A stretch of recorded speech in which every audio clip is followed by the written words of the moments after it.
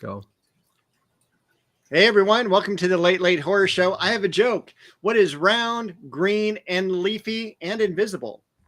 Round green. Damn it, I already screwed up the joke. Just go to the break. Round green, leafy, and Oh invisible. God. Oh God.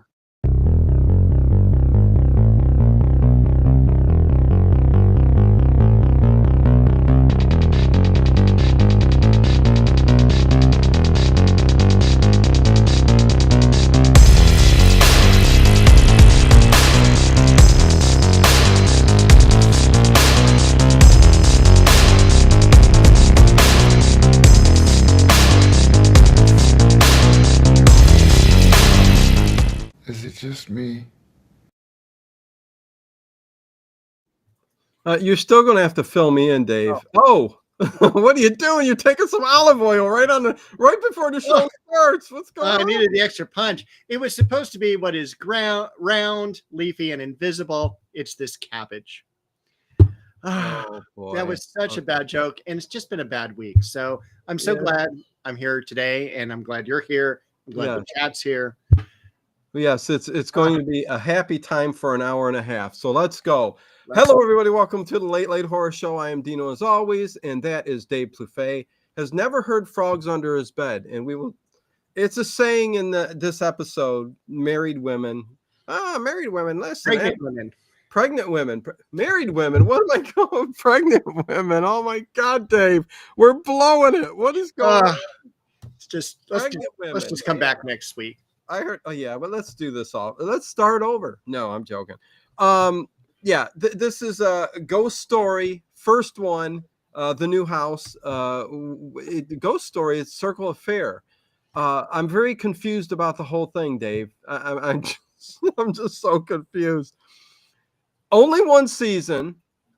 Let me read this real quick. It says it served as a pilot film for the anthology TV series Ghost Story from 1972. So there was supposed to be an anthology TV series in 1972 called Ghost Story, which this technically was, but a year later in 1973 they changed the name to Circle Affair, but technically there's only one season, Dave. So I'm a little confused. How about you?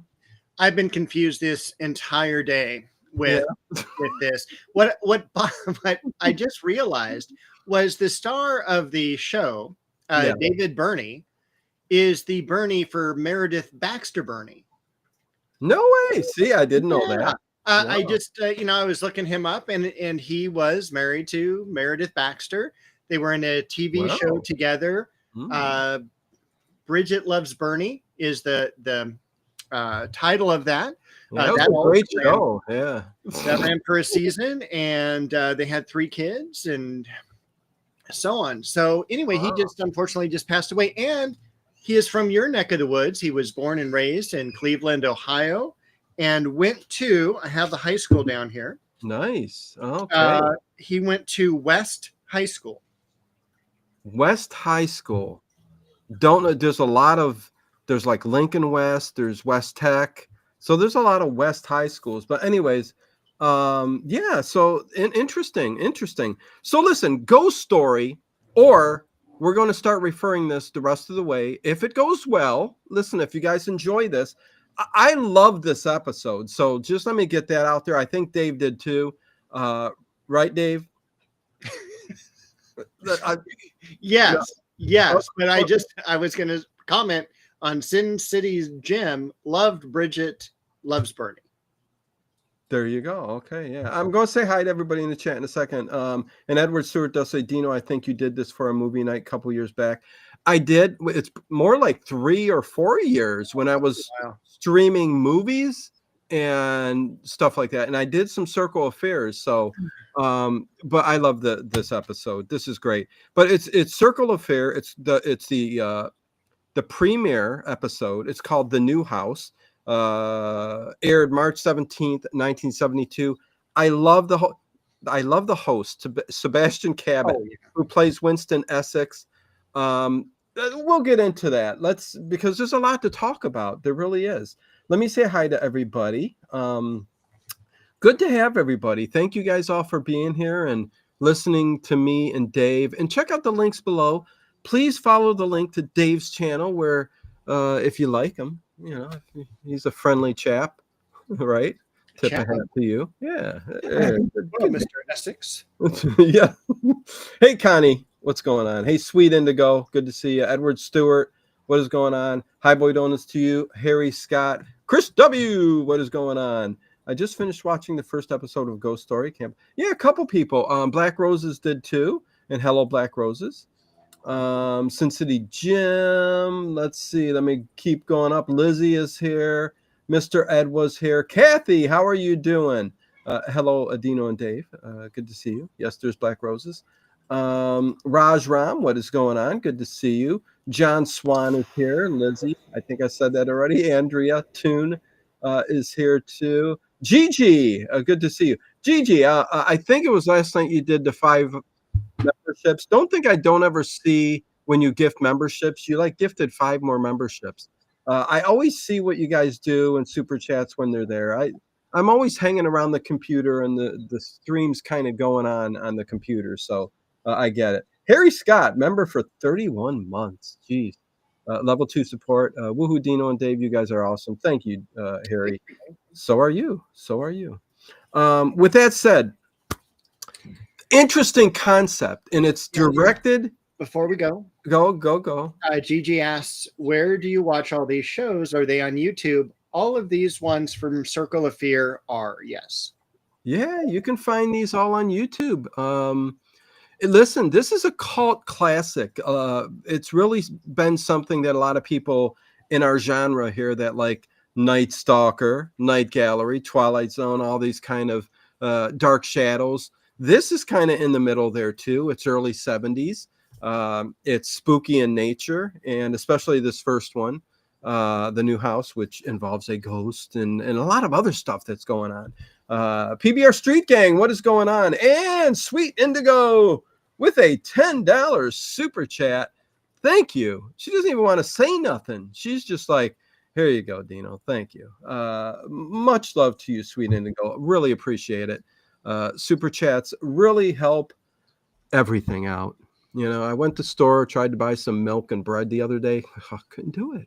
Now I can, Dave.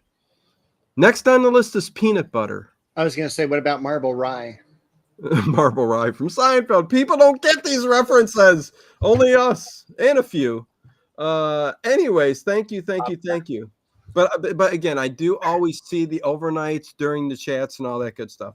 But this is directed by the same guy who was involved with Night Stalker, John Moxey, and the writer Richard Matheson.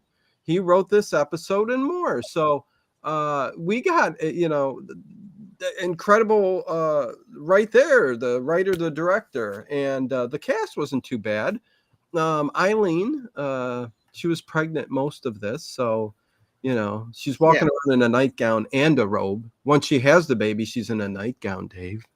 I saw that. A little sexy, but it's early 70s. I mean, you're covered from neck to ankle. Oh, yeah. I mean, I don't know. Anyways, milk and bread for Dino. Thank you, Edward. Yes.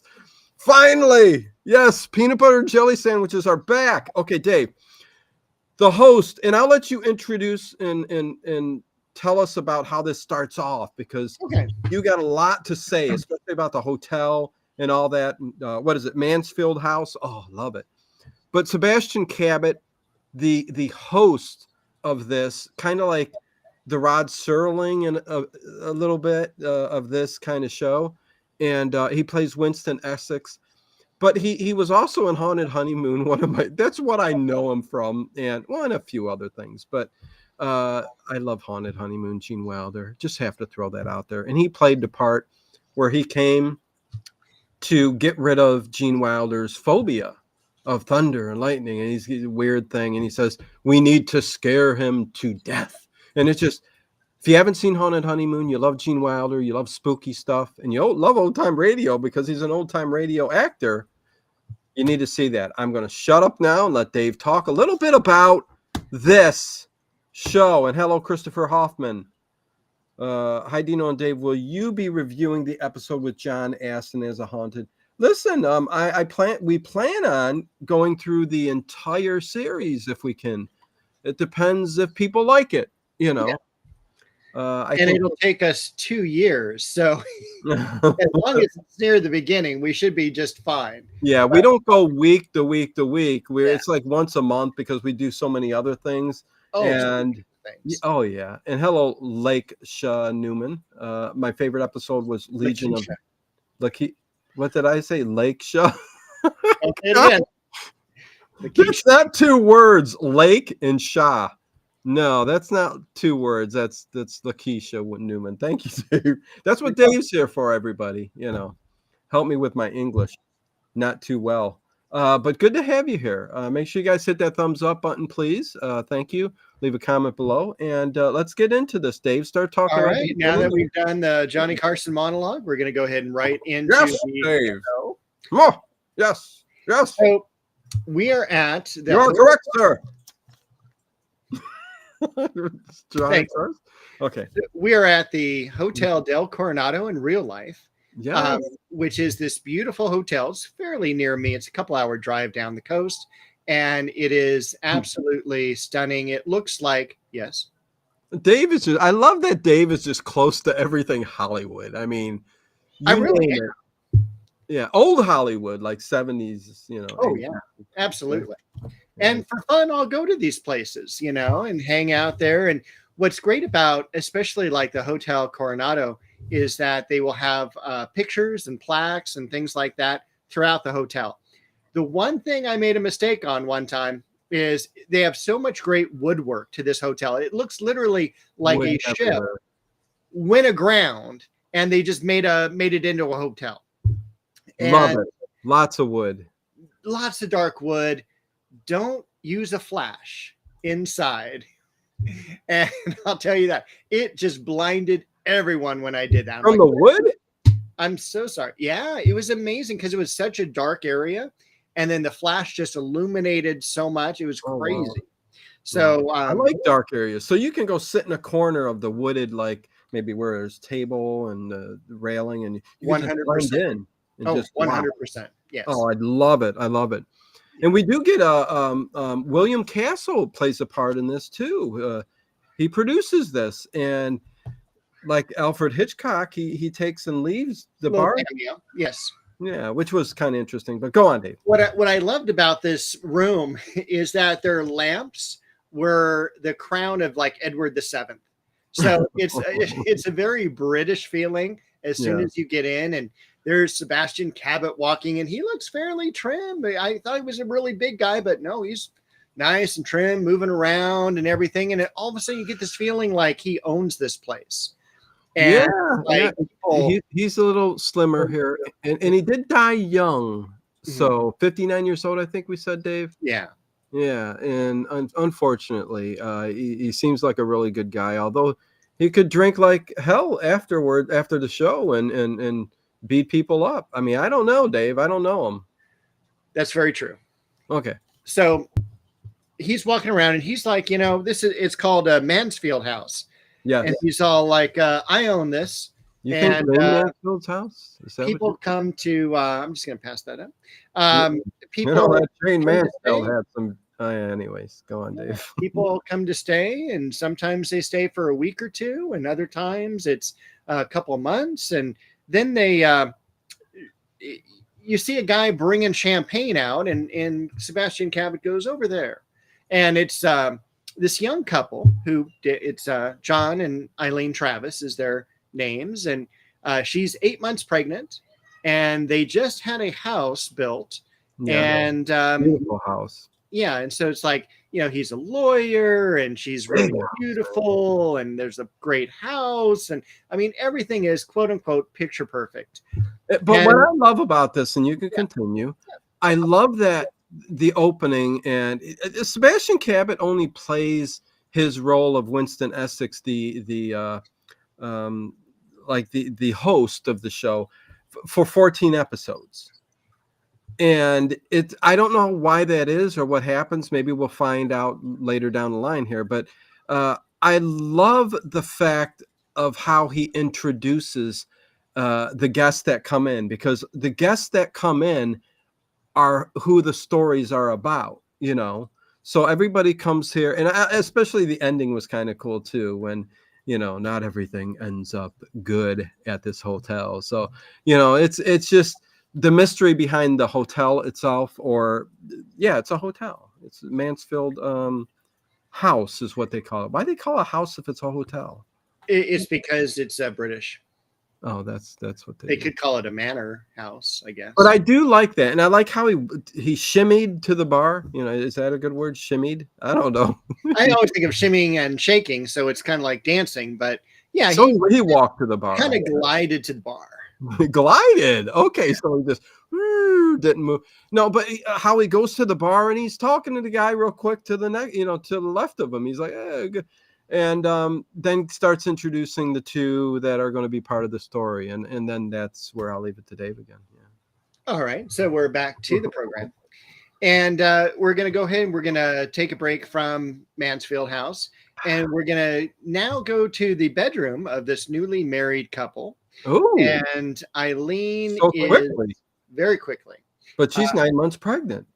Now she's 9 months. Yeah. So, I mean, we're going to have a baby any day now. And we're looking at her waking up and hearing footsteps. And you can hear the footsteps. It's not like I hear footsteps. You can boom, boom, boom, boom, boom. And Footsteps.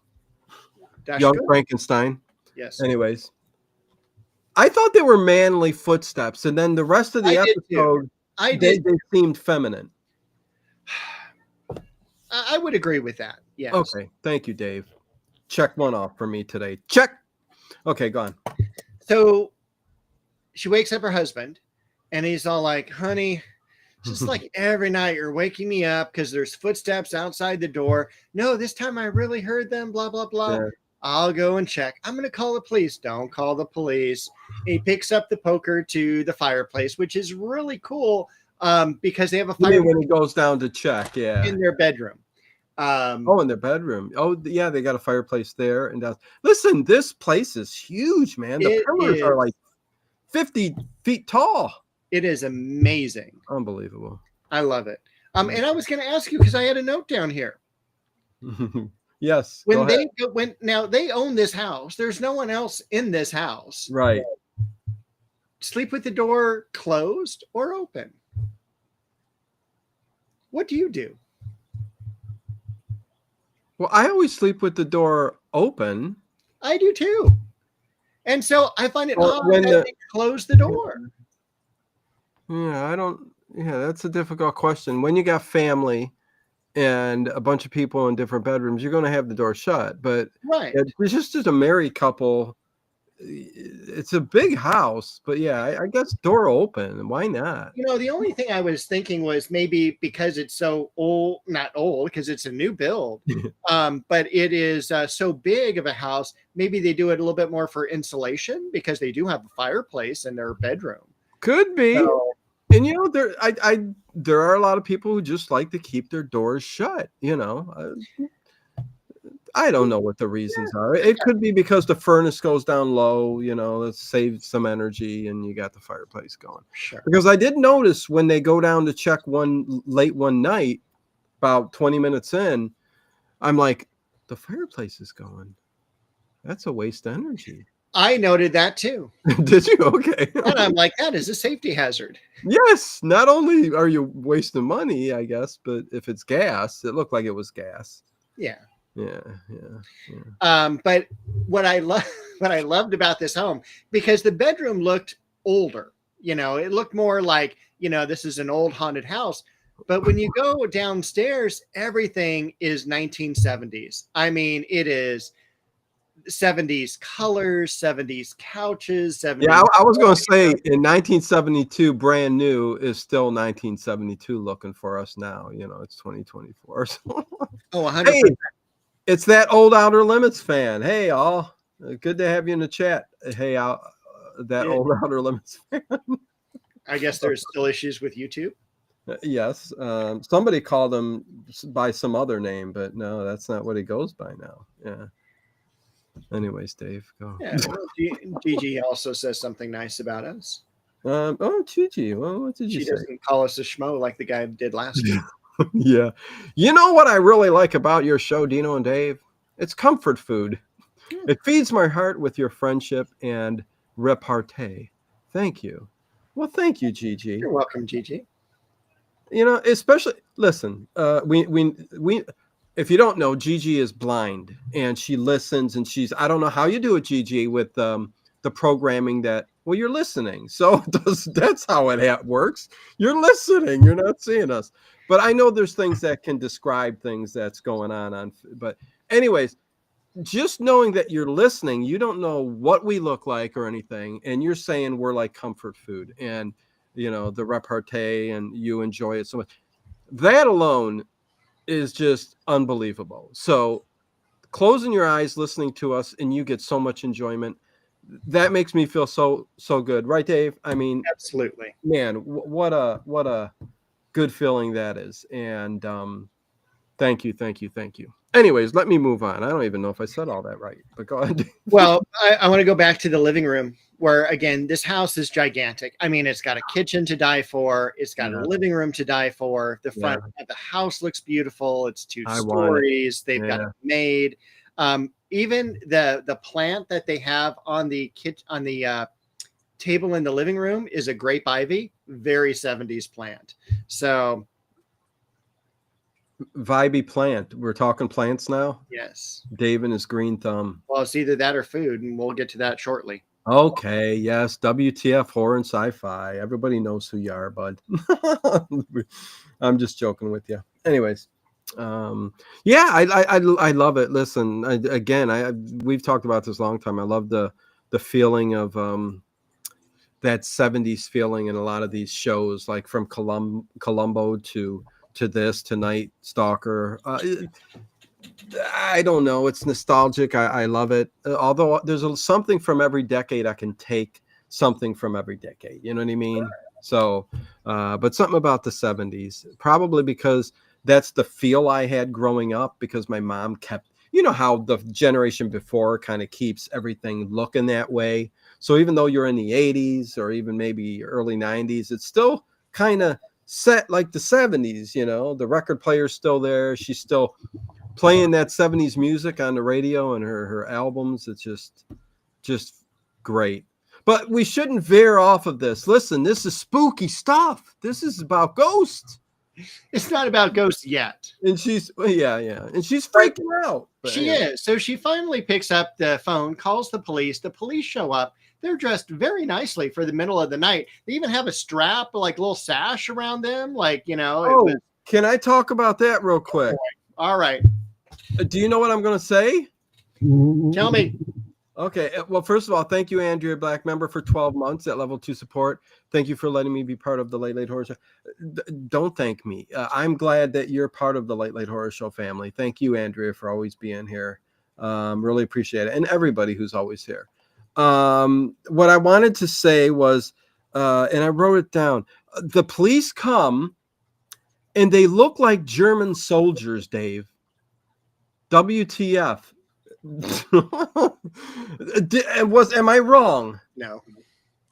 Okay. Did you even think that when you saw them? I didn't think that, but they did not look like normal police officers like you would see. And again, it's kind of like, are they dressed up as British police? Yeah, I don't know. They had some. As Chris W. says, it surprised her when they spoke very good English. It wasn't like, you know, they had an accent or anything. This was very much, you know, allegedly set in America. I don't think we have a location. So well, it's Pleasant Hill. Not so pleasant for some people. Yeah, I mean, so it's the place where they're at is Pleasant Hill, and we'll learn more about that coming up. Yeah, the gallows, is that a British thing or no? This is England. I mean, this is the United States. So I don't know, Dave. Anyways, yeah, I'm a little confused. We got 22 other episodes to get through to discuss that more. Okay, but they look like German soldiers, and it freaked me out. And I'm like, going, what kind of police? 70? That was weird. But moving on. Eileen. Eileen comes home, Dave. After all of that scare, what's going on? Eileen. Oh, that's a better joke than we started off with. I give you that much. It is. It is. Thank you. Eileen comes home and she's driving the Station Brady wagon. Bunch station wagon.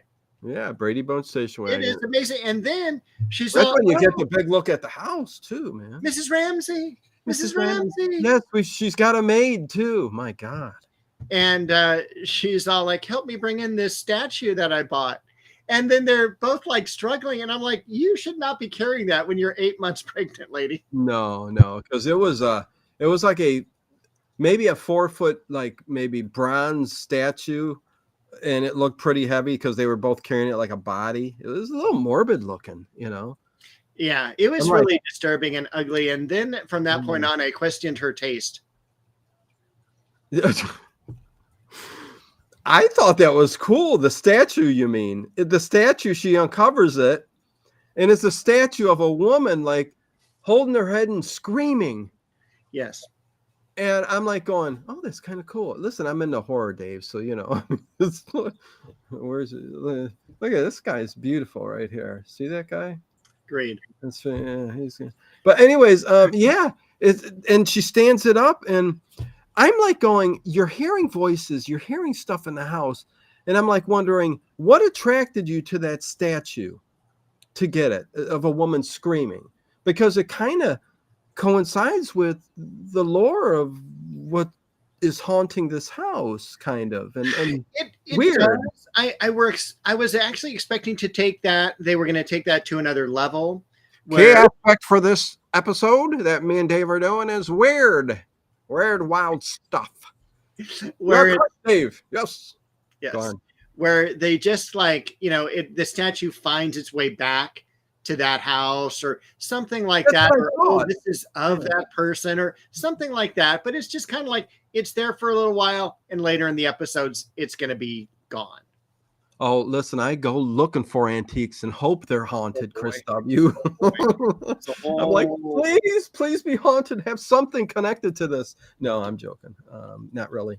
Okay. So yeah, it's the whole scary statue thing, and it's of a sexy woman screaming and hollering, and I don't know. Well, Dave don't think so. I don't know. But the maid. I mean, did all lawyers back in the 70s have maids? Either that, or there was some family money. I would expect. Could have been. Yeah, that's what I expect. And I want to talk about Jeanette Nolan for a little while. Oh yeah, over 200 credits. Go ahead. Over 200 credits. She was in Columbo twice. She was in Columbo twice too, and that was amazing. And I don't know who knew the movie Cloak and Dagger. Did you ever watch that in the 80s? I was going to tell you that. Yes, Jesus. I remember exactly that. Gigi, I remember Cloak and Dagger. Yeah. Dino and I are not friends. What? Who asked that? No, Gigi said we're, close friends and repartee and all that. I'm like, not anymore. Oh, okay. So I'm getting Dave a little bit. Did you ever watch Cloak and Dagger when you were a kid? It was the guy from E.T., Henry Thomas. Yes. And Dabney Coleman. And they're like, it becomes this undercover thing with video games, and it's amazing. And she's one of the evil people in that film. So okay, Jeanette Nolan. Yeah, she did something from the early days of Hollywood all the way up. So yeah, over 200 credits, and she was fantastic. We also get somebody else in here a little bit later on, Sam Jaffe, another prevalent actor of the early Hollywood era. And yeah. But yeah, go on. I thought they were going to bring Elijah Cook Jr. Really? That would have been interesting. Maltese Falcon fame. Anyways, the maid says, because they end up start to talk, the maid and her. She's getting her tea, I think, something like that, or coffee. No, coffee. It's British tea. Yeah. British. Yeah. Oh, no, she does ask. And they have this wicked coffee maker. Wait, what? It's all made out of bronze. Really? Yeah, it's like one that you would see at a fancy hotel where it's just like they turn it and it comes out and everything like that. But yeah, I was gonna say they do tea over at Sam Jaffe's house. I never. Yes, yes, that's where they do it, and it's old tea and old cookies up from the shelf. It's been years since I've had guests. I'm so pleased that you are here for me. He doesn't talk like that, but I do, and he brings out a tin of cookies. You remember that? That was a big Yes. thing in the '80s. I don't think so, not so much anymore, but and they were always hard and vanilla, and it's just like, come Yeah. on, give me some frosting and some sugar cookie and My make it soft. I don't know. grandparents, great grandparents always had the dinner mints available. Yeah, my grandparents did too. The ones that would melt in your mouth, the Yeah. buttermint. They Oh, were yeah, buttermint. exactly. Uh-huh. Oh, I love those. Oh my God, I need to go find those again. Sweetie's Candy Company will have it here. But the maid and Eileen are in the kitchen, right? And they're talking, and they start to bring up about the house and the land and where they're at. And the maid says, "Yeah, Pleasant Hill. I do believe it is built on top of a hill, a cemetery," Yes. is what she said. A cemetery once. Once? Why did I put once? A cemetery once. Listen, anyways, she thinks it was built on a cemetery, where the house is, Pleasant Hill, even though it's the town of Pleasant Hill also. So I was a little confused with that. Why is the hill that the houses sit on Pleasant Hill, but the whole town is Pleasant Hill? So a little confusing. That was confusing. Yes. Yeah. I don't know, damn. I'm really confused today. You think I need to see a doctor? No, Seriously, you don't think so? I don't think so. Oh, thank you, man. That's a relief, because for That, weeks now I thought I needed to see one. that'll be $10. Thank you. That's okay. Yeah, you're doing just fine, son. Okay. Anyways, okay, Dave, go on. I don't know if you want to jump in or not. Well, she goes, you should go into town, Yeah. and go to the library. They have a great section on local history. Yes. Yes. We see Mrs. Brady, Mrs. Travis, pulling up Love that station wagon. It's like a Family Guy station station wagon too. But as she's driving through the city, and you saw a gazebo, and you see the buildings in the back, that It's is a town. the set for the Wild Wild West. So No. we go to the square in the Wild Wild West. That is it. See how it all connects? It all connects. I didn't know that, but And yeah, well, that's pretty especially when you go to that library looks so old. cool. And that is anyway, she goes inside, and she talks to the librarian. She's all, we do have a good section on local history, but you need to talk to the past former head librarian. And he's the town historian. Yes. And I'm going to give you Mr. DeWitt. I'm going to give you his address. Ooh. This is the way you get there. And phone number? Yeah. Show up at tea time. He'll have you come on in for some tea. And yes, thank you. Get your thoughts together, Dave. You look like you were hesitating. Well, I was, because I don't know how she got back home, but then I say she hears singing and humming. Oh yeah, no. I plugged in. I got Dave, or not Edwards. Dave. Edwards Jason hockey mask that he gave me that plugs in. I got it plugged into a power bank. These power banks are so cool. It's just a little power bank you can buy off of Amazon for pretty cheap, and it stays 100% charged. You can charge your phone with it, or hook any of these things that are USB, and that's a USB, and that's pretty cool. And Edward got me that, and I appreciate it. Always thinking of me at birthdays and Christmas and stuff. Really appreciate it, Edward. That one's pretty cool. Anyways, she's at the library and stuff, and she tells him about Mr. DeWitt, and she doesn't go straight to him. She does go back home, and there's weird singing and humming. It starts to get weirder and weirder and weirder, and it ends the weirdest. Did I say that English correctly? You did. Yeah, I put down in my notes, Dave goes back home and hears woman humming and singing. And then I put You off see, to I put sleep. singing and then humming. Whatever. And then off to sleep. Probably on opposite coasts. She's always in her robe and going to bed. This is all about them going to their bed and going to sleep. Because it's rated PG, it's TV. It's a TV series, you know. It is. Come on, don't get your minds out of the gutter. Any ways, they wake again to what she says is a cracking noise. Did you hear that cracking noise? And he's like, "Yeah, that was me and my knuckles." That's what he should have said, because she's constantly saying this every night. If she says, "I heard that was me cracking my knuckles, honey, go back to bed." Yeah, you know. Yeah, But he goes downstairs. they do. They both do. Yeah, they team up this time, which was nice. It's about time she got up. Right, yeah. Don't care if you're 8 months pregnant or not. Make me go downstairs every night, check in the house.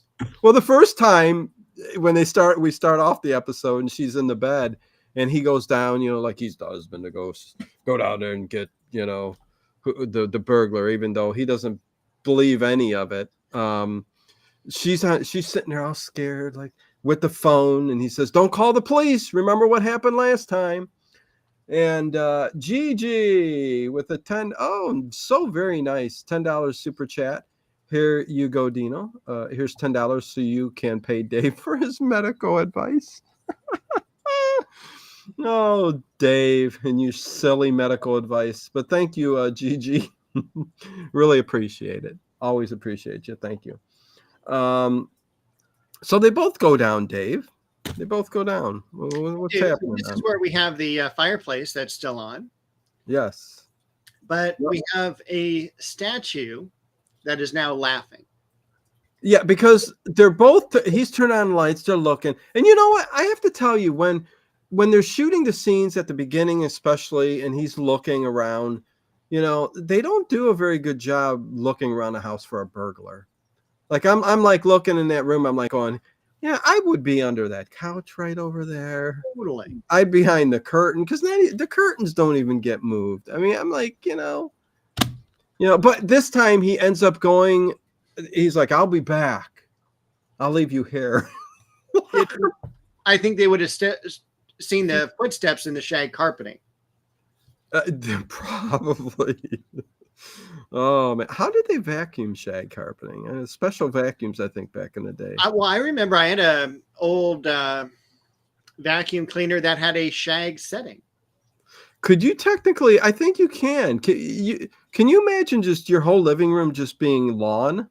Like get enough soil in there and just plant grass, and the lights that you have, lighting the room is all, the lights to grow, grow lights. The only problem with that would be watering. Well, you can get a line of water that drips, underneath the soil, but it would absorb in all of my wood furniture. The problem, I think, would be the mowing. No, you can get a bag to catch that, right? I think that would be really nice. So the next day at breakfast. Okay. Yeah, something weird's going on. The husband, John, talks about the case that he's working on, and we kind of find out he's a divorce lawyer. Yeah. And he's all, these people, I just share glances with the opposite person's attorney. It's like, why did they even get married? Blah, blah, blah. Yeah, just the husband and wife complaining at the breakfast table like it used to be in the good old days, just. It is, and especially. I don't know when I love the end of the scene, which we'll get to in a little bit. But he's, she goes, you have a foolish pregnant wife, blah, blah, blah. And, and then he's all, no, honey, I have a beautiful wife who's carrying our first child. And it's just like, oh my God. So yeah, that was a little too like, and then he says at the end, my favorite quote, "Now go get my briefcase." It's 1972, not 1952. Oh, God. Women's rights. June, where's the beef? Yeah, well, listen, he's got quite the home and the job and inheritance. Yeah, Chris W. This is so funny. Plants have moisture. You'd get mold in your house. I'd make sure I didn't. I'd dehumidify. Listen, I've got, like Sweet Indigo says, yeah, I've got quite the imagination. I certainly do.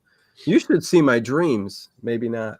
Um, so yeah, so he leaves off to work and she's off in the car again. I'm gonna go see DeWitt. I'm gonna go see the town historian. And Yes, and I don't know if you comment on the camera. I thought she was going to pass out with the way that the camera was shaking, because it was just vibrating when she was like pulling up, walking to the car, and I thought it was more of, like she's like going to pass out. They're going to take her inside, type of thing. Are you sure they didn't have an earthquake there when you were watching that part? Maybe you're in California. I didn't notice that, but I get it. Yeah, no, I didn't. Yeah, I don't know. Who knows? So I love when you hear the knock on the door and the goes, "Yes, child." Oh, yes, yes, child. Come are we at the house on the prairie or what? I don't. He's in the. Let's see. He would have been late 1800s probably. So. Yeah. I think Sam Jaffe actually was born 1897 or 87, something like that. Sure, I don't know. Why not? Yeah. So, hey, child, come in. Yes. No, it's no bother at all. A guy like me never has any. Don't worry about waking me up from a nap. I'm going to have eternal sleep soon. Yes, that's what he says. I will soon be dead. He says, I will soon be dead. So please come in and give me some company. Is basically what he says. Oh my gosh. So she comes in and again, he's being courteous and again, who knows how long the cookie. Would you like some tea? She goes, don't go through the trouble, because he also goes, I'm not going to say it's going to be a great cup of tea, but it will be tea. And at the same time, he's bringing her a tin of cookies. Yeah, the cookies will kill the taste. The cookies are what they are, and the bitter taste of the tea. You will love to go home and eat your dinner tonight, is basically what he's saying. And she will tell her husband, John, I need to did you buy the toothpaste? I need to brush my teeth. Anyways, so yeah, they're sitting down talking, Dave, and a lot of information comes out here. We get to know it all. Yeah, and what's interesting is, every time we hear about the lore of this location, it gets older and older and older. Yes, we're going back to what, 1787? It used to be a cemetery, and then all of a sudden it was like in the 19th century, it was such and such. No, and now we're back into the 18th century. Yes. And it was my little lassie, he says. Pleasant Hill. We used to call it Gallows Hill. No. It was Gibbet Hill. Gibbet Hill, he said. That's the old name they gave it, to Gibbet Hill, which means the gallows. The gallows. Did you catch Gibbet Hill? I don't even know if that's a real name for gallows. I did catch it, but I don't know. You just skipped it. You said I did. Yeah. So, it's a place of execution, sir. Yes, and the last one was 1779. Feel like we're talking about that Wild Wild West episode. Hey, McGillicuddy. Hey, McGillicuddy. What, we're doing awful Scottish accents, and they're all tuning out if there's any Scottish people here. Listen, I'm sorry. All right. Well, it is what it is. The guys.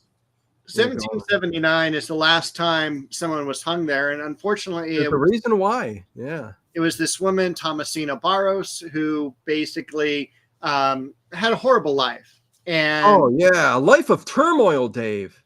Orphaned at the age of 7. Go on. I don't know about orphaned. No, she was orphaned at the age of 7, he said. Okay. He said she had a life of turmoil.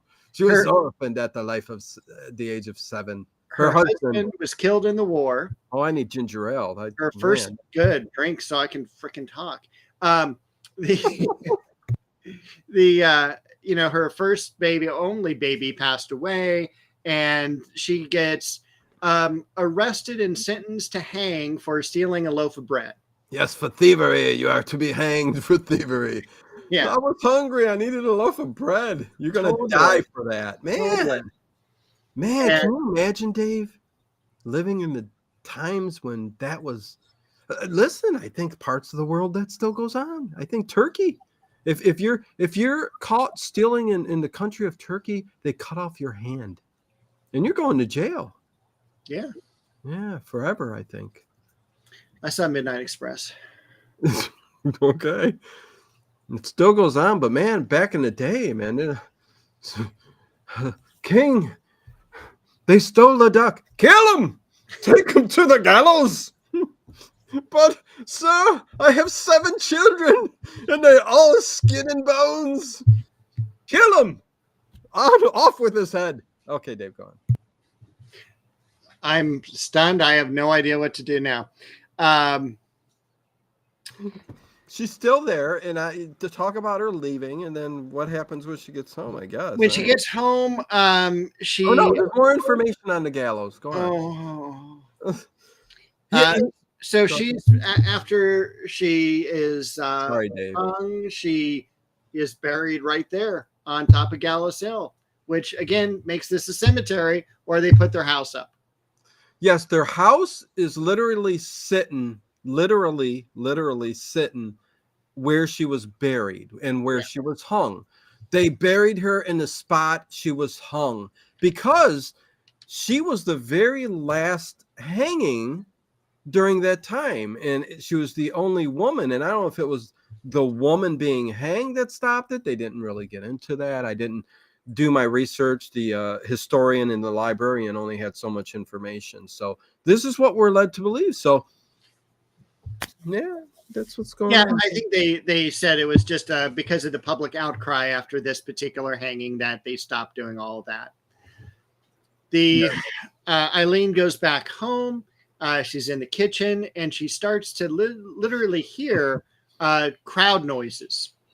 Yeah, it starts. This is where it starts to go really weird. Like, I'm talking psycho weird. Like, what the hell? And we find out that the husband, he doesn't hear any of this, Dave, does he? No, he thinks she's going crazy, and he's going to end up doing some crazy stuff too. But she turns on the radio, turns on some music. Oh, I love that. I love the music too. It was like I was waiting for Daphne and please help me. I have no idea where you're going. The Scooby Gang dancing at the beach. Anyways, Fred. Yeah, Fred and Daphne. It was groovy music, and immediately go ahead, Dave. All right, and so during the music, we have an interruption of, again, a much more clearer, people reading, these are the rights, these are the charges against you, and you'll be hung by the neck until you are dead. He can't hear it because he is not pregnant, says Black Rose. This Black Rose has just watched this prior to his thing.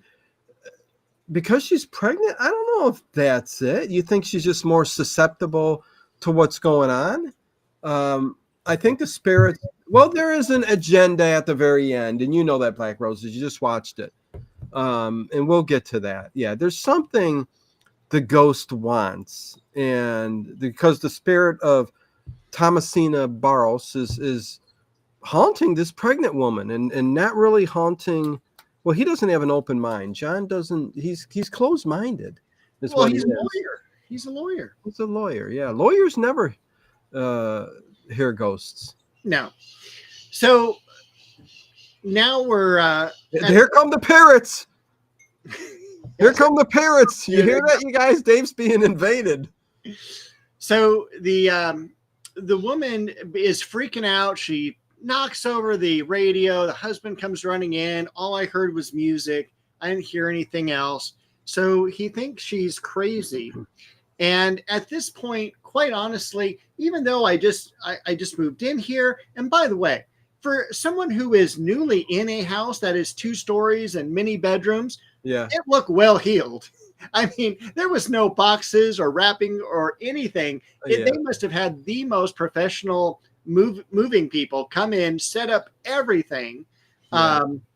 Anyway, Yeah, no. I would be moving out. That would be my thing. If my wife was just like moving out.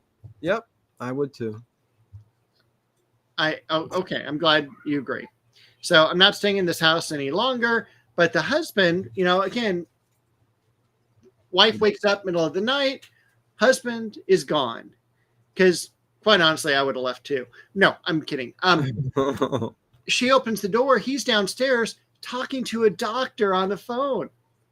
Well, I mean, listen, what would you do if your wife was saying, listen, I'm hearing these voices and you're not hearing it? Like when she was in the kitchen and she heard that radio and then it got turned off and she hears because it's not just the creaking of the steps. She's literally hearing, or the laughter. She's literally hearing the hanging replayed, the group of the crowd cheering this woman, because that's what they did back then, Yeah. They would cheer. She's a thief. She's a whore. Get her up.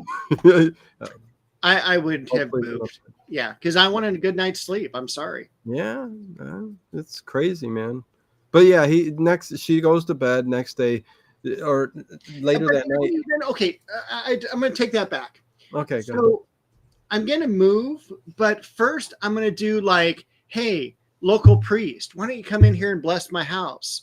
Why don't you come in here and sage my house or whatever? And I'm going to try to get the evil spirits gone first before I do move. Well, I think that isn't even in the picture because I think he thinks she's just nuts. She's just nuts. Yes. But we overhear him saying to the doctor, I even slipped her a Mickey, right? He gave her a sleeping pill. He didn't slip her a Mickey. Gave her a sleeping pill. That's what a Mickey is. And he's like, oh, oops. Yeah, I should have consulted you first. Because you shouldn't give a wife a sleeping pill. Not when she's 9 months pregnant. No. Why don't you just give her some bourbon too? Well, listen, half the stuff they did back then. Maybe that's what's wrong with us boomers. I don't know. What are we? I'm Gen X. Yeah. Yeah. We're crazy. We're crazy like that, Yo. Whatever. So yeah, the doctor, he just gets off the phone. So nothing really happens with that. It's not like the doctor comes and checks her out or anything like that. But I also didn't know if it was like just a pregnancy doctor or if it was like Bellevue. Yeah. I got this crazy woman. I mean, and it's just like, is this normal for a pregnant woman or is this like 10 times crazy? So yeah. I love the fact that, and everybody pay attention to our shows, that mid-show around this time that you hear the birds squawking in the background. It's something we can look forward to on these streams. My apologies. No, it's not. No, I like it. I think it's kind of cool. I mean, I don't want them flying in and attacking you, but what do? They just fly to the trees and eat everything up. On the season, sometimes they just fly past. But like in June, when I have the apple trees already loaded with fruit, those bastards will land on the apple tree and start pecking the top of all the apples. So I might have like 3 or 4 dozen apples that are totally destroyed because they have pecking marks at the very top. Oh my God. So they land on the apple tree and nobody else, not you or me or whatever. I think the next part is really, really cool. What happens? Okay. Why don't you say that? Because that's a good time to take a break to tell you about what's upcoming on the show. What is this, Art Bell? Oh, that's a good time. That's a cliffhanger. You know what? I'll say it when we get back. Oh, I got something really interesting. The next part of this discussion is going to go off the rails. But right now we're going to talk about how many thumbs up we got. Let me see. No, we're not going to do this next part. Damn it. Oh, you want me to talk about it? Yes. Okay. So she wakes again. John was on the phone with the doctor, but this time she goes to get a drink of water in the bathroom when he goes and lays down. And he goes, where's she at? And she goes and walks to the bathroom. And she goes up to the mirror. She goes to get a glass of water, like you would get for your little baby. Hey, glass of water, take a sip. But no, she goes to and then there's a round mirror, and it starts to fog up. What's going on, Dave? Oh. It's oval. The oval? I said round. Yeah, no, it's not round. It's oval. Yeah, like an egg. It's like an egg shape. But she gets up and she looks at it, and you start hearing that crowd again. And basically, it's a TV set. I mean, she starts looking at it, and you start seeing Thomasina Barros and them hanging her and stuff. And I still don't get why. She must just been so insane from the bad childhood, the turmoil she went through, and everything, that being hung over stealing a loaf of bread, she's looking at it, and then she starts her laughing, hysterical again, and they go and hang her, and they put the noose around her neck. As they do that, Eileen starts going like this and holding her neck and holding the rope around her neck like she's being strangled. And it was only when she got to the doorway and flung herself out in the hall that the choking stopped.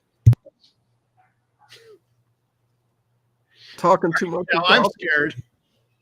Oh my God, Dave. So what? Yeah, so she falls to the ground, and she says, and as she falls to the ground, her water breaks.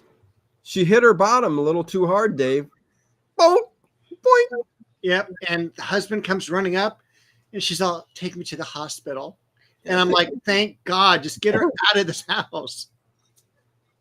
That scene, though, was so, like, what was going on there? Like, the recreation of what's going on with her being hung a couple hundred years ago is so strong in this house that it made her feel that and almost choke her to death. So this woman, her spirit still lingering around there is so strong that it's capable of basically strangling Eileen if she wanted to. There's so much power and energy there.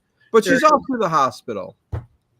She is. And that's where we can break. All right. It's top of the hour. Time to do a break. But before you have your ginger ale nearby. Yes. Happy 100 shows. Oh, happy 100 shows. Yes. Thank you, Dave, for always remembering the little things. And I am rearranging the set soon a little bit. It's time for a change. And I'm going to have a mug with a bunch of pens and pencils, too, I find around the house. I can't wait. Oh, it's going to be great. So next week, we are not going to be on Sunday. We are going to be on Saturday. So tricky. Set your alarms. 51 thumbs up, Dave, too, just to mention. Yeah. Okay. People hate the show tonight. That's all right. No, I'm joking. We have a guest next week. Yes, we do. Cliff Dunning. And we are going to be doing a paranormal into the night. Cliff Dunning is a podcaster. He is a interviewer of people such as Graham Hancock. Big names. Yeah, big names in the paranormal field. Shaw. Oh my gosh, so many important people. And especially with everything that's going on in Egypt right now. This person's also a world traveler. He just got back literally 2 weeks ago from Easter Island. You had mentioned Turkey. He's going to Turkey and seeing Göbekli Tepe and Karahan Tepe as well in June. So it is really a fantastic guest. And he is also a person who comes out here. He's a West Coaster like myself, but he's up in San Francisco. And he comes down here to Palm Springs for the UFO event in end of May, early June, and I'm blanking on the name of that. Contact in the Desert. That's what it's Contact in the Desert. Yep. Where Linda Moulton Howe shows up, and Hatcher Childress, and all of our friends. So I can't wait to speak to him. I'm still tempted to contact Linda again. I got her phone number. She hasn't ever. It's been 2 years or longer. But anyways, Dave, go ahead. All right. The week after, April 27th, we're back on Sundays with the Wild Wild West, followed by Night Gallery, Then we're going to do an Art Bell Egypt show. And then May 18th is the X-Files episode 3, if you guys want. Yeah, so that's way ahead, and I apologize for not having thumbnails up for that yet and streams ready, but I will be working on that next couple days. Overnight tonight, I am starting the marathon, detective marathon. Going to go all the way till Friday, so you can be here in the day, the night, and they're not repeats, they're mixed bags, just like I always do for everything for over the night, the overnights and stuff like that. I put the literally 4 days together. That's a lot of hours, so yeah. Hopefully you guys enjoy it, and yeah, Dave, yeah, so yeah, sounds good. All right, so So back to the shoe. Back to the shoe, but we have a new actor because we have a baby. Yes, we do. And we have a girl named Caroline. Yes. And so she's bringing when they pull up in the station wagon, they come out and she's wrapped up in this little bonnet thing.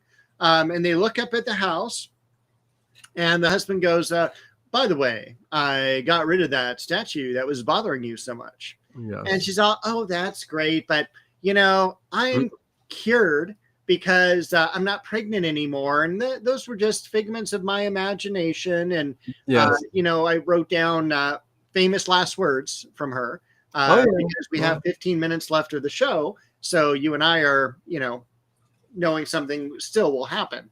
Oh, yeah. Yeah. Yeah, she says it was all my imagination.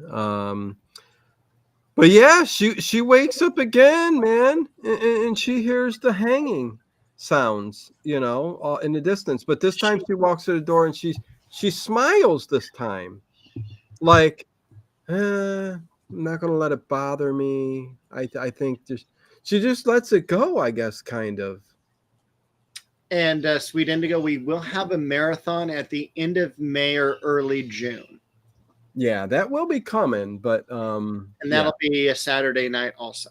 Yeah, summertime. But the baby is also fussing at this time, so it's almost like the baby is also aware of another presence that is in the house.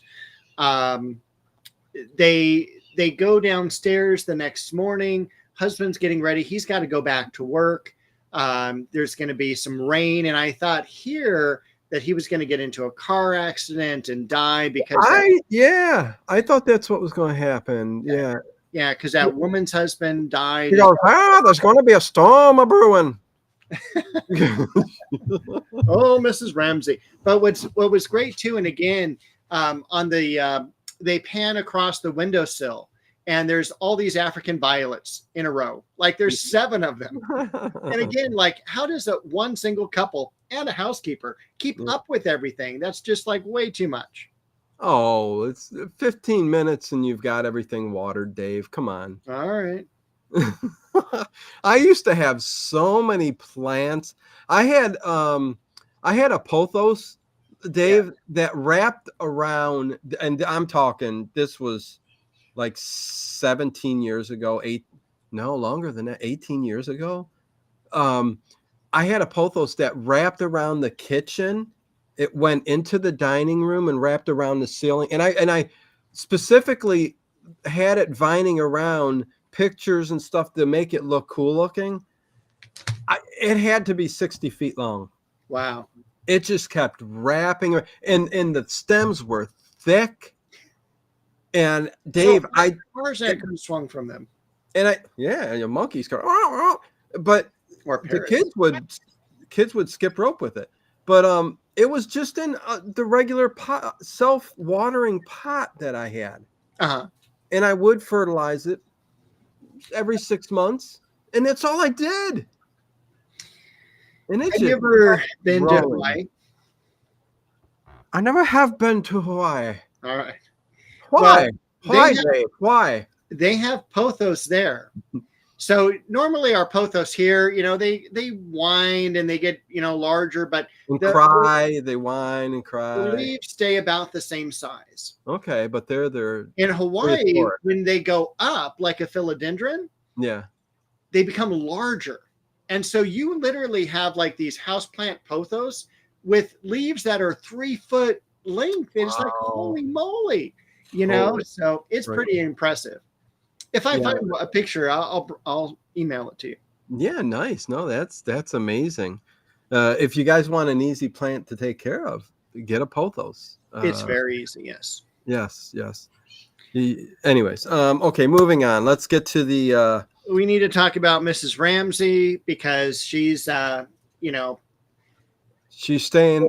Oh, I love when she says, Dave, he leaves. He's going through this. There's a storm brewing. I'm going to work. Please keep her company till I get home by dinner.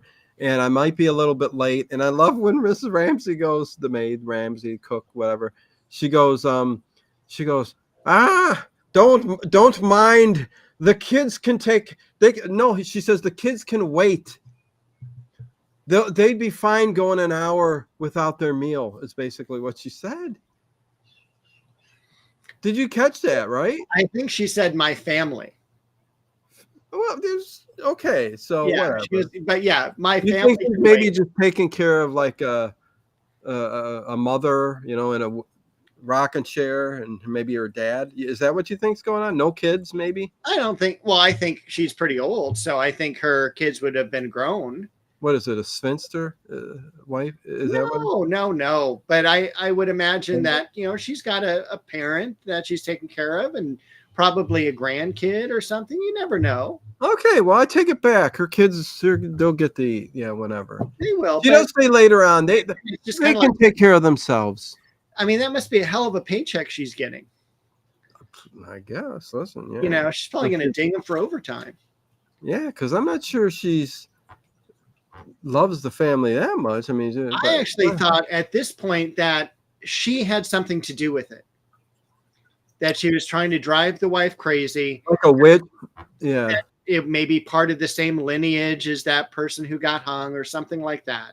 You were thinking deep where okay, I see that, especially when the camera goes off when he leaves for the storm and she starts talking again and she's hitting the water like weird with her fingers. Yeah, that was weird. I'm like, what's that all about? It just was a director thing. Just pan away from her fingers doing the water. I don't know. That was weird. Anyways, when she did bring the baby home, there was 3 days of nothing. Right. Nothing did happen. We should point that out. John calls and maid answers. Main road is cut off. Oh, this is where we're at. Yeah. So we do have a storm that goes in. It's a major storm, and the trees that fall down, they block the main road. So I got to take the side road, and that's going to take me an hour to get there. And that's when this movie became Rocky Horror Picture Show. Okay. Not really. Go ahead. And then the lights go out in Georgia, and the phone goes dead. And so now they're in a secluded country haunted house that's thank you, Harry. Yeah. And why did I say sphinster? It's a spinster. Sphinster. Is there a word? Sphinster? Yeah. It's a sphincter. Anyways, okay. Oh jeez, God. I don't know how Dave does shows with me. I really don't. Anyways. So Dave, where we at? What's going on? We just had a storm. Oh yeah. Oh, and so she gets a call. Miss Ramsey gets a phone call. We already discussed this. Did we? Yeah, the husband called. The trees are down. It's going to take me an hour. Please stay with my wife. Of course I will. You would think I'm drunk, and I'm not. So I'm then totally, upstairs is where the Eileen goes with Caroline. Yeah. And everything. And she's like, oh, Caroline, you're so cold. Let me get you a blanket, and all this stuff happens. But in the meantime, downstairs, there's Mrs. Ramsey. And you hear this, Mrs. Ramsey. Well, it sounds like it's Eileen. Yeah. Well, it's not quite like that, Dave. Come on. I wanted to be dramatic. Why can't I be dramatic? You can be dramatic. So yes, Miss Ramsey goes, "Who is that over there in the shadows?" It And looks. she goes, "It's me, Eileen. I've come to tell you you can leave the premises." No, I don't know. I'm sorry, Dave. I didn't mean to steal your thunder, but yeah, it's a scene, man. She's off in the shadows, and It she's is. stately. She's in the shadows. She looks the same as Eileen, but it's really Thomasina. And she's all, go home, go home. And she goes, but your husband told me to stay. I don't care what my husband said. Go home, be with your Yeah. family. You And have like, a family that's starving because of the rain. And John, go. it's like, well, you don't have a microwave? I guess they didn't in 1974. No. So all of a sudden, upstairs, the Eileen looks out the window. Boom! There goes Mrs. Ramsey, and she's all like, "Ah, shit! Oh shit! What's she leaving for? Oh my god! Oh my god! So yeah, she takes the baby, waits in the car and sees Thomasina. Door blows. Well, that's what the goal is. The wife is starting to go like, okay, I'm out of here. And we're all like, yeah, way to go, Eileen. Yeah. And she's all, I'm going to take my baby. I mean, and I was like, come on, Eileen. And we're going to wait in the car. So that's what she does. But as soon as she opens the door, all of a sudden up the steps is Thomasina. It's like, uh-oh. Uh-oh. Yep. It starts following, coming up the steps after her. And she goes into the room and goes into the corner holding Caroline. She does, but this is the great part. She closes the door, locks the door, and we're like staring at the door for like 30 seconds. And we're expecting it to be like, the handle move, pushing on the door, something. No, the door just goes boom. And there she is, and she's all, give me your baby. Yeah, I would say that Eileen was freaking out and hollering and going, "Be gone, witch! Be gone!" And that was, I thought she was a witch the way they were acting through this whole episode, Thomasina, but who knows? They didn't mention that. But yeah, no, she's crouched down with Caroline, the baby in her arms, and Thomasina borrows the ghost is she's coming after her, and she's going, "Give me a baby. Give me a baby." She's screaming a little louder than that. My voice just has had it. Sorry, Dave. Yeah. But scary part, man. This is scary. Yeah. It is. So I thought Eileen was going to be possessed. Because when John does come home and she's acting all weird and silent, what did you think? That was a good point. I actually thought for a while that Eileen and Thomasina were being played by the same actress because they looked very, very similar, but it was only until you really kind of looked at, like the teeth and everything like that from Thomasina. It's like totally different person when she was laughing and everything. I didn't think that she was going to be possessed. I thought that the woman was going to take the life of the baby. Okay. So take the life of the baby. Okay. Yeah. But man, what ends up happening? Woo! So this is evil, man. Husband comes home. Yeah, I think he was driving a sports car. Yeah, and yes, he had a date late night with probably Mrs. Ramsey. What were you doing in the Corvette, honey? So he looks up at the house and he's like immediately nervous because none of the lights are off. Yeah, but they just had a storm. Why wouldn't the lights? We didn't know that the lights came on yet. Yeah, so, and him driving down the street, he should know that. Oh, the lights are off at all these houses and stuff. Yeah, like that. But he senses something is wrong. Runs upstairs. His wife runs in the house and the lights come on. Dave. Yeah, he flicks them on.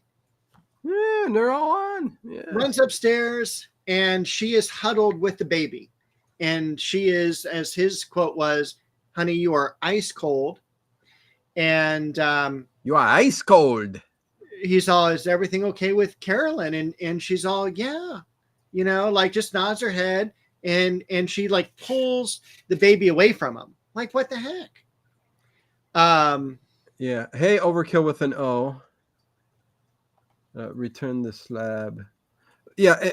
and what we end up finding out is so evil that it's not even funny. I mean, Yeah. So the I husband leaves the room. The mom is there with Caroline. We holding pull the baby. Caroline's cover back. Her eyes kind of flutter. Coolest scene of the episode, I think, as in horror, when it comes to, it's the coolest scene of the movie. It's almost like the ending of Rosemary Baby, where she looks at it and she freaks out. But in this case, the mother, Eileen, she looks at the baby and the baby starts to cry or make this face as she like takes the blanket off of her, and the baby starts getting this weird crying look to its face, but instead of crying, the baby starts laughing like Thomasina Barros. So Thomasina Barros inhabited the baby, took over the body of the baby.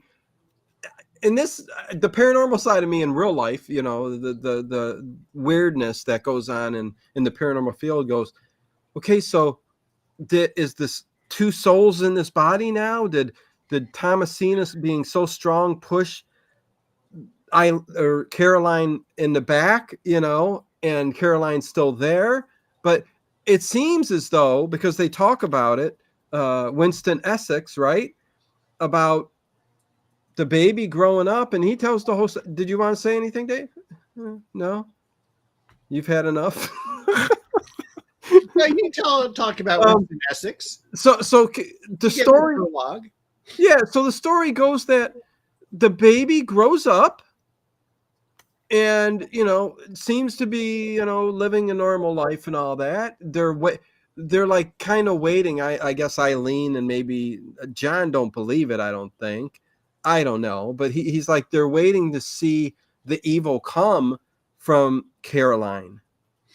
Yeah, but doesn't ever happen, I don't think. Well, what they say is, she's a lovely baby, a healthy baby, nothing to mark the impending wildness that's going to take place. But what bothered me the most too is that the mom, who was very nice and friendly and a great wife throughout, this episode, becomes just quiet. Like it has bothered her to the point where she's just this quiet little meek person, and that I think bothered me more than the baby inhabited. Yeah, you're right. She had to live with the idea that her baby is gone forever, and Thomasina Barros is now her child, and she must still try to raise this child knowing that it's not her true daughter no more. And it kept her a very quiet and subdued woman who had issues and stuff, but evidently they continued to live. And I mean, they don't go on after a certain point talking about it. They just say she hasn't reached the point of adulthood yet to know if the evil comes out. But that's it. Winston Essex kind of says that, and it's very sad and evil the way that the episode ends. And it's slowly, I loved the slow progression of everything that was going on, ending in kind of the most evil way possible. And it was really, really good. And we do end with Winston Essex talking about, here we do have now new guests coming in, the Mansfield house. And I forget what he said. Something about he talks about how he doesn't believe in ghosts, yet people say that the Mansfield house is haunted. Yes. And evil things do happen here too. And kind of end with it like there. Yeah, and awesome episode. They have it as a 6.8 on IMDb, and me and you were talking about that. Should be higher. I say I give it a 7.2. I'd even go higher than that. I was really surprisingly pleased at 7.5. Okay. Some of these shows, when we watch them, what I'll do is I'll watch and then I'll stop and catch up on my notes and stuff like that. And I didn't want to on this episode because I thought it flowed very smoothly. Oh yeah. There was a great cadence to it. And it like you said, it just kept building until the very end. So it did. There was a slow progression to that end, and that It was just like boom. Seeing her in that room, crouched down, holding the baby, and Thomasina coming at her. And then when that baby cries, when that cries, is laughing hysterically, the baby, it reminded me of like Full Moon,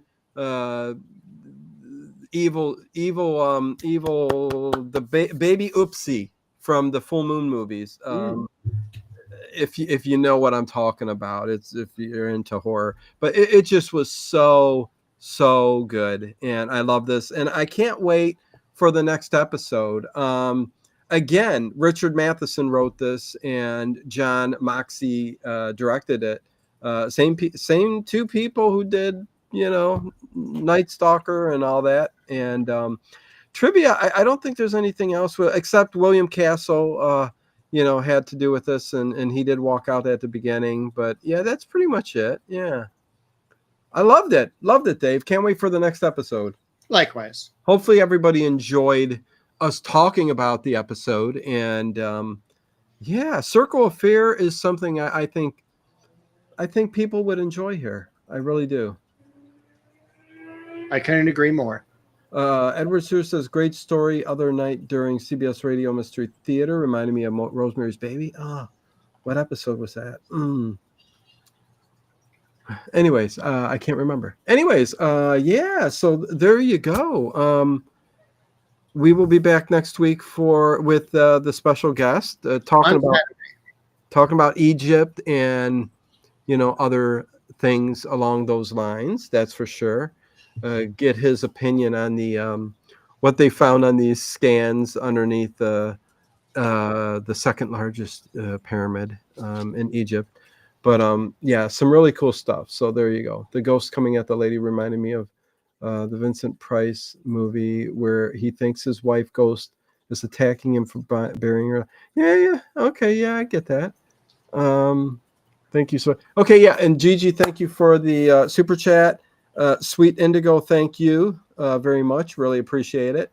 And check out Dave's channel. Go give him a subscribe if you haven't yet. Link is in the description below. What kind of video do you have this week, Dave? Come walk around the garden with me and Bo. And it's spring here. Everything's blooming. The rose garden looks great. Good time to watch the videos. Everything looks great. So. And you still got to get some video of those birds. I do. Oh, you know what? You sent me a picture of those birds, I think. Yeah. Yeah. Anyways, walk like an Egyptian. Okay. Yeah. There you go. Okay. So yeah, instead of prolonging it,